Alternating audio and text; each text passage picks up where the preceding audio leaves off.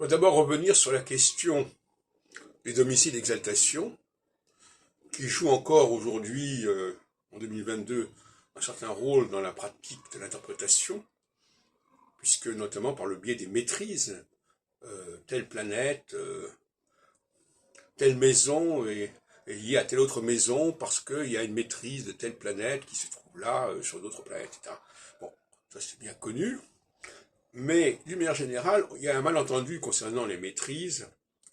Moi, j'ai consacré d'ailleurs une partie de mon ouvrage, qui est pour l'astrologie en 76, à cette question. Je n'ai pas forcément la même opinion actuellement, mais le système, il est là. Maintenant, le système, savoir à quoi il sert, ce système. On a un objet, mais il faut encore savoir à quoi il sert.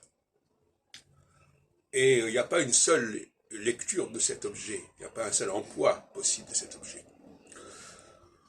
En réalité, j'avais consacré en 77, dans mon travail sur Ibn Ezra, des développements consacrés aux décans et aux termes, en annexe de mon ouvrage sur le livre des fondements astrologiques, paru chez Rex, dans la collection dirigée par le regretté René Allot, Bibliotheca Hermetica.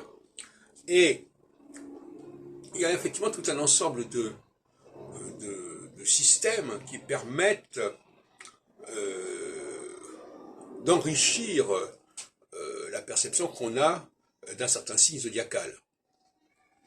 Parce qu'il ne faut pas oublier que même, par exemple, la question des triplicités et des quadruplicités, triplicité notamment c'est les 4 éléments, la quadruplicité c'est cardinal fixe mutable, tout ça s'articule avant tout sur le signe zodiacal, sur les 30 degrés. Les termes, c'est une division en 5 des 30 degrés du zodiaque. Les décans, comme leur nom l'indique, c'est une division en 3 fois 10 degrés. Donc tout ça, tout ce travail de définition, tout ce quadrillage de définition des signes zodiacaux n'a rien à voir avec la réalité planétaire. On est dans la symbolique là. Et c'est d'ailleurs ce qu'on comprend quand on lit Manilius, une symbolique qui peut utiliser d'ailleurs des noms de dieux qui ne sont pas forcément affectés, attribués à des planètes. Alors, plus généralement, il faut comprendre que pour tout cela, on n'a besoin que d'un seul curseur. C'est ça le paradoxe. C'est le problème de la polysémie. Le curseur est polysémique. Un curseur est polysémique parce que en passant d'un signe à l'autre, il va prendre des significations nouvelles, différentes. Et donc, c'est le fameux débat que j'ai avec certaines personnes, notamment sur l'actualité astrologique, Uranie, etc., à savoir que la diversité même des attributions de chaque signe à différents facteurs, etc., est la contrepartie de l'unicité du curseur. De la même façon, par exemple, que le fait qu'il y ait 12 signes, c'est la contrepartie du fait qu'il y a un seul curseur qui est le soleil et qui passe à travers les signes zodiacaux.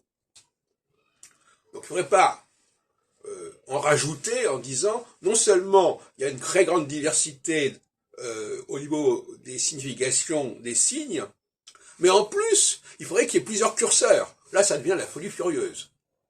C'est ubuesque.